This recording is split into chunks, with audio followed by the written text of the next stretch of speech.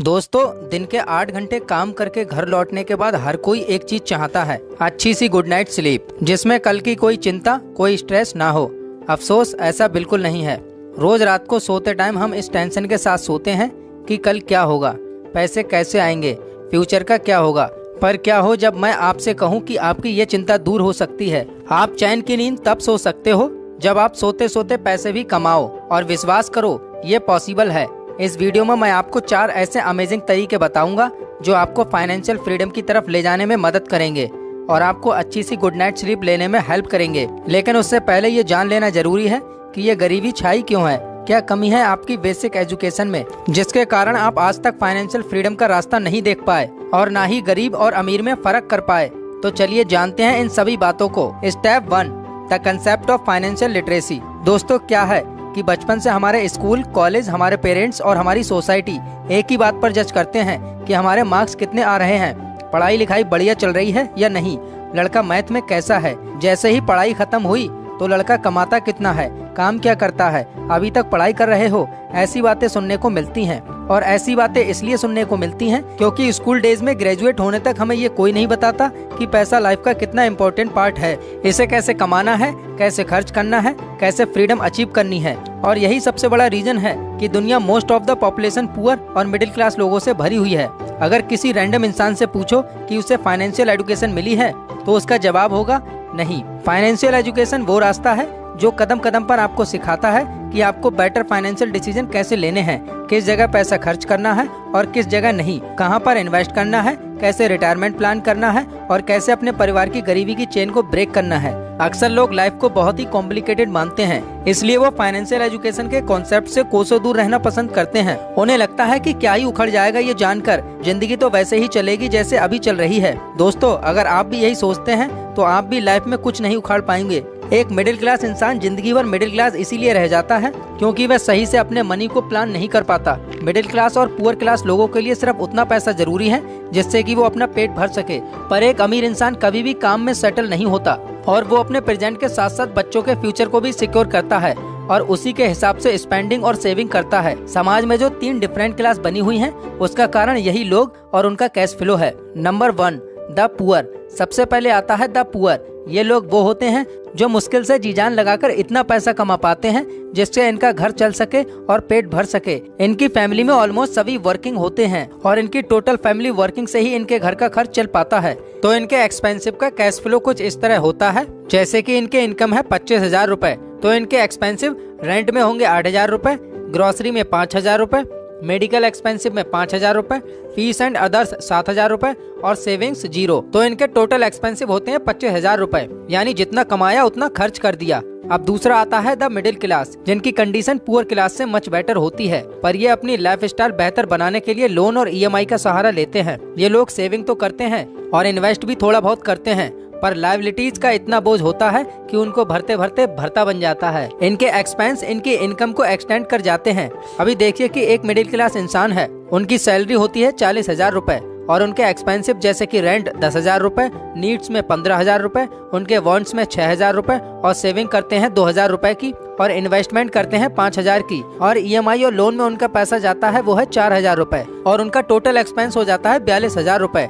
जैसे कि इनकी इनकम थी 40,000 रुपए और एक्सपेंसेस है 42,000 रुपए, यानी इनको फिर भी 2,000 रुपए कहीं न कहीं से उधार लेने पड़ जाते हैं और इस तरह वो साल का थोड़ा कुछ सेव और इन्वेस्ट कर पाते हैं, लेकिन जो कि इनफ नहीं है। और अब आते हैं तीसरी कैटेगरी के ऊपर, द रिच। ये लोग वो होते हैं जिनके ऊपर एक पैसे का भी लोन नहीं होता है और मोस्ट इम्पोर्टेंट, इनके पास मल्टीपल सोर्स होते हैं इनकम के और जिसकी वजह से इनके एक्सपेंसेस हमेशा इनके इनकम से कम होते हैं और ये लोग अच्छा खासा अमाउंट सेव और इन्वेस्ट कर लेते हैं। चलिए समझाते हैं। जैसे कि कोई रिच क्लास की सैलरी होगी लगभग 70,000 रुपए और अदर इनकम सोर्स से उनको पैसा मिल रहा होगा 30,000 रुपए, यानी उसकी टोटल इनकम हुई लगभग 1,00,000 रुपए। अब अगर इसके एक्सपेंसेस को देखें तो नीड्स हुई 25,000 रुपए की, उनकी वांट्स हुई 20,000 रुपए की और वो लग्जरीज में भी 20,000 रुपए खर्च कर देता है। अब वो इन्वेस्ट करेगा इसमें से 20,000 रुपए और इमरजेंसी फंड के लिए वो 5,000 रुपए सेव करके अलग रख देता है। इस तरह उसके टोटल एक्सपेंसेस हुए 90,000 रुपए और इसमें से उसने 20,000 रुपए इन्वेस्ट भी कर दिए, जिससे उसकी वेल्थ हमेशा ग्रो होती जाएगी। अब अगर आप इन तीनों को कंबाइन करके देखोगे तो आपको एक फर्क आसानी से देखने को मिलेगा कि रिच इतना रिच क्यों होता है और मिडिल क्लास क्यों ऐसा ही रह जाता है। लेकिन अगर आप इस कंडीशन को बेटर बनाना चाहते हो और रिच लोगों की कैटेगरी में आना चाहते हो तो ये 4 तरीके आपकी लाइफ में गेम चेंजर साबित हो सकते हैं और आपको मिडिल क्लास से द रिच बना सकते हैं। Number 1, understand your relationship with money. दुनिया के मशहूर ऑथर रॉबर्ट कियोसाकी कहते हैं कि पैसों के साथ आपका रिलेशन तब तक अच्छा है जब तक आप उसे कैजुअली लेना बंद नहीं करते, क्योंकि अगर आपने एक बार अपने फाइनेंस और इन्वेस्टमेंट जैसे टॉपिक्स को कैजुअली लेना शुरू कर दिया तो आपका पैसा आपके लिए सरदर्द का कारण बन जाता है और फिर आपको अपने इशारे पर नचाता है। और ऐसा हो भी क्यों ना, क्योंकि हमें बचपन से मूवीज में, टीवी शोज में पैसे वाले लोगों को नंबर 1 का अय्यास, आवारा और खड़ूस दिखाया गया है जो कभी खुश नहीं रहते और इसी वजह से उन सबके दिमाग में गलत नैरेटिव बन गया है। पैसों को लेकर कुछ लोग ज्यादा ही पजेसिव हैं, वहीं कुछ लोग एकदम खर्चीले।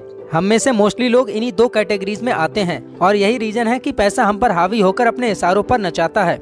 इसलिए आपको जरूरत है तो बस अपने नजरिए को बदलने की। पैसों को कोई प्रॉपर्टी या संपत्ति मत समझो, बल्कि एक जरिया समझो जिससे एसेट्स बिल्ड किए जा सकते हैं और संपत्ति बनाई जा सकती है। रॉबर्ट कियोसाकी कहते हैं कि जिस तरह गाड़ी को चलाने के लिए फ्यूल एक माध्यम है, उसी तरह वेल्थ हासिल करने के लिए मनी सिर्फ एक माध्यम है जिसका अगर सही से यूज किया जाए तो आपकी आने वाली 7 पुश्तें सुधर सकती हैं। इसलिए सबसे पहले आप पैसों के साथ अपने रिलेशन को समझो। देखो कि क्या आपको एक रुपए अर्न करने के लिए धक्के खाने पड़ रहे हैं, क्या आपका पैसा आपका बॉस बनके आपको काम करवाने जा रहा है और आप काम किए जा रहे हो। चैन की नींद तो क्या, सही टाइम पर खाना तक नसीब नहीं हो रहा है। तो आप अपने रवैये को बदलो और ऐसे सोर्स को ढूंढो जिससे आप अपने कामों को ऑटोमेट कर सको और पैसों के साथ अपने टाइम को भी मैनेज कर पाओ। उसे एक विलन की तरह नहीं, एक माध्यम की तरह देखो जिसकी मदद से आप फाइनेंस की सीढ़ी आराम से चढ़ सको। Number 2, focus on positive income source.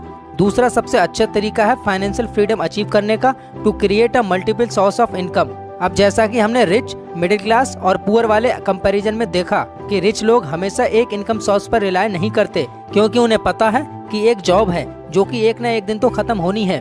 इसलिए वो ऐसे इनकम सोर्स क्रिएट करते हैं जिसमें उन्हें कम मेहनत करनी पड़े या बैठे बैठे पैसा आए। इसे कहते हैं पैसिव इनकम सोर्स, जो सोते सोते भी आपको पैसा कमा कर दे।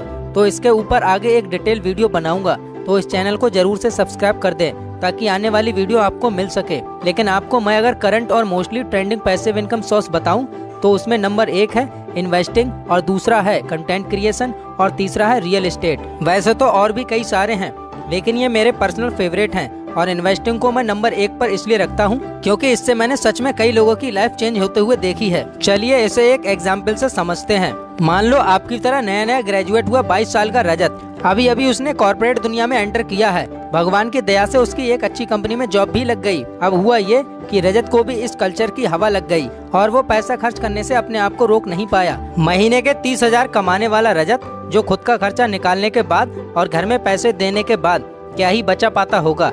लेकिन ग्रेट, कम इनकम होने के बाद भी रजत हर महीने 5,000 रुपए कैसे न कैसे सेव कर ही लेता है। अब उसने सोचा बैंक में पड़े पड़े ये पैसा उसके लिए कुछ खास रिटर्न नहीं देगा, तो क्यों ना इन पैसों को ऐसी जगह लगाया जाए जहां से उसे अच्छी रिटर्न मिल सके। तो उसने इंडेक्स फंड में SIP करना शुरू कर दिया। उससे उसकी नॉलेज भी बढ़ती गई और उसने स्टॉक में इन्वेस्ट करना शुरू किया। कभी कभी उसे लॉस होता, पर इन्वेस्टिंग की पिच पर लंबा टिके रहने के कारण उसे काफी अच्छे रिटर्न मिले।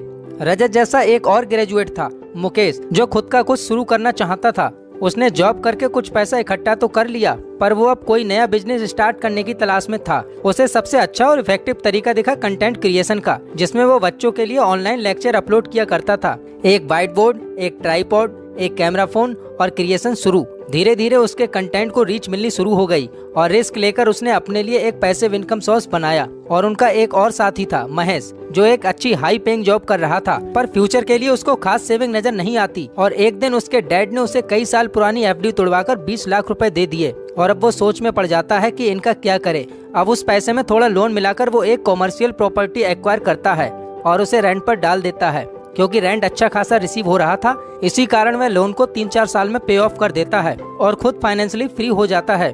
सो रजत, मुकेश और महेश की तरह हमारे पास भी कई ऑप्शन अवेलेबल हैं, पर ये आपको जज करना है कि इस समय आप किस पोजीशन पर खड़े हैं, रजत की, मुकेश की या फिर महेश की, और उसी हिसाब से अपना पैसिव इनकम सोर्स भी बिल्ड करो।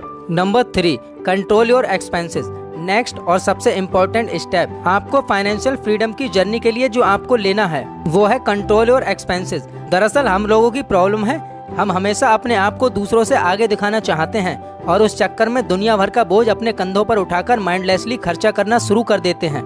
एक पुअर, एक मिडिल क्लास और एक रिच इसीलिए कहते हैं क्योंकि एक रिच का खर्च करने का तरीका बाकी क्लास ऑफ पीपल से अलग होता है। वो हमने इस वीडियो में देख ही लिया।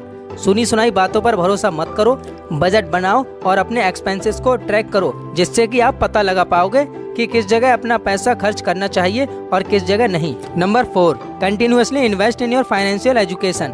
जितना हो सके अपने आप को एजुकेट करते रहो। ऐसी वीडियोस को देखकर, फाइनेंशियल नॉलेज वाली बुक्स को पढ़कर और पॉडकास्ट को सुनकर अपनी नॉलेज में हर एक दिन एक आइटम ऐड करो। आपको लगता है कि ये बातें प्रूवन हैं और ट्रू हैं, तो आप भी अपनी लाइफ के साथ साथ अप्लाई करना शुरू कर दो।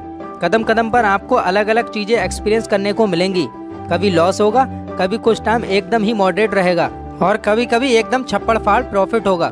All you have to do is keep going and educate yourself from every new experience, ताकि फ्यूचर में आप वो गलती ना दोहराओ। सो दोस्तों, आई होप इस वीडियो से आपको कुछ ना कुछ जरूर सीखने को मिला हो। सो दोस्तों, अगर आपको ये वीडियो पसंद आया हो तो इसे लाइक करें और ज्यादा से ज्यादा लोगों तक शेयर करें और चैनल को सब्सक्राइब करना ना भूलें। तो मिलते हैं नेक्स्ट वीडियो में, तब तक के लिए जय हिंद।